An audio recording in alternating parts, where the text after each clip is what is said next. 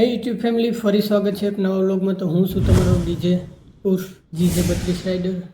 ફરી સ્વાગત છે એક નવા વ્લોગમાં। તો કેમ છો તમે બધા? ખાતરી છે મજામાં જ હશે। તો આજે એક મેન મુદ્દા ઉપર વાત કરવી હતી મારે, કેમ કે ઘણા સમયથી મારે આઈ થિંક 2-2.5 વર્ષ થઈ ગયા યુટ્યુબને।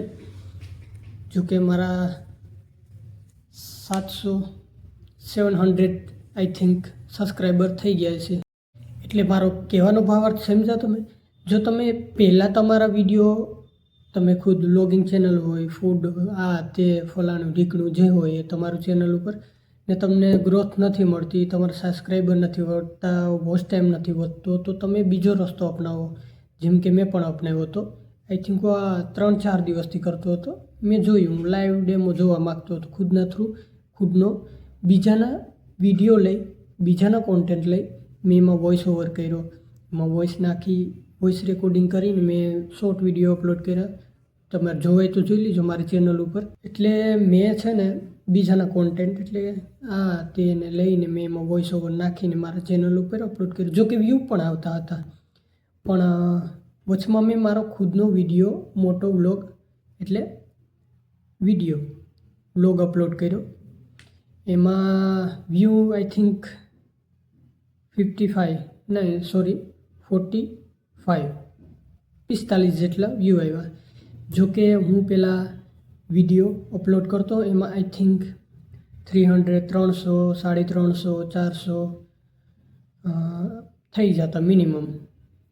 તો એટલા સમયથી મેં જો આ શોર્ટ વિડીયો બીજાના કોન્ટેન્ટ લઈને મેં મારો વોઇસ ઓવર નાખીને એમાં અપલોડ કર્યો, એમાં વ્યૂ પણ આવતા હતા 1K 2K। ને બીજા મારા વિડીયો હતા જે મેં કાઇટ ફેસ્ટિવલ હતો એના આઈ થિંક 2500-3000 આઈ થિંક થઈ ગયા હતા વ્યૂ। તો મેં ખુદનો વિડીયો નાખ્યો ને મોટો વ્લોગ એટલે એક વિડીયો વ્લોગ બનાવીને નાખ્યો હતો। એ હતો અમદાવાદ ફ્લાવર ફેસ્ટિવલનો। ત્યાં હું ગયો હતો, તો મેં શોર્ટ વિડીયો નહીં પણ મોટો વિડીયો બનાવ્યો હતો। એ મેં અપલોડ કર્યો ને તો એટલા વ્યૂ ના આવ્યા। મારો કહેવાનો ભાવાર્થ સમજ્યા તમે?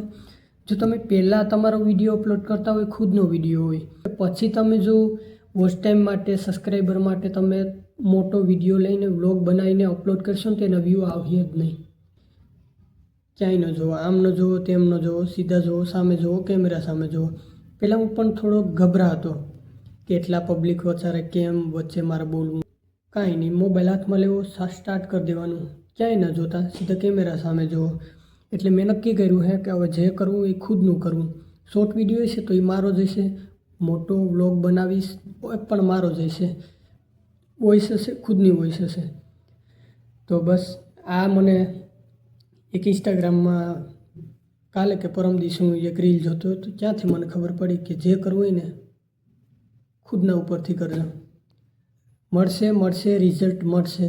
મારે આઈ થિંક 2-2.5 વર્ષ થઈ ગયા, વિડીયો ઝાઝા અપલોડ થઈ ગયા, સબસ્ક્રાઈબર એટલા નહોતા, આજે સબસ્ક્રાઈબર એટલા થઈ ગયા છે। આઈ થિંક થોડાક સમયમાં આપણું શું થઈ જશે કંઈ ખબર નહીં રહે। એટલે કહેવાનું સમજી ગયા તમે? વિડીયો અપલોડ કરીશ, વ્યૂ આવે કાંઈ વાંધો નહીં, નથી આવતા કંઈ વાંધો નહીં, શોર્ટ વિડીયો નાખો કાંઈ વાંધો નહીં, અપલોડ કરી દો। પણ મિત્રો, એક વિડીયો તમારો એવો આવશે ને બસ પછી તમને ખુદને એમ થઈ જશે કે બસ હવે પાછું વળીને નથી જોવું। એક વિડીયો લાઈફમાં, એક વિડીયો તમારો એવો આવશે ને કે તમારે પૂરી લાઈફ ચેન્જ કરી નાખશે। બસ બીજું કાંઈ નહીં। આજનો વ્લોગ પસંદ આવ્યો હોય તો સબસ્ક્રાઈબ કરી નાખજો અને શેર કરી દેજો। બાકી બીજું તો વધારે મોટિવેટ મને નથી કરતા આવડતા, આપણે તો બ્લોગર હે। આજનો વિડીયો પસંદ આવ્યો તો લાઇક, શેર અને સબસ્ક્રાઈબ કરી દેજો। મળીએ નવા વ્લોગમાં નવા વિડીયો લઈને। તો બને ત્યાં સુધી ખુશ રહો, રહેવા દો। હસ્તા લા વિસ્તા, જય શ્રી રામ, હર હર મહાદેવ।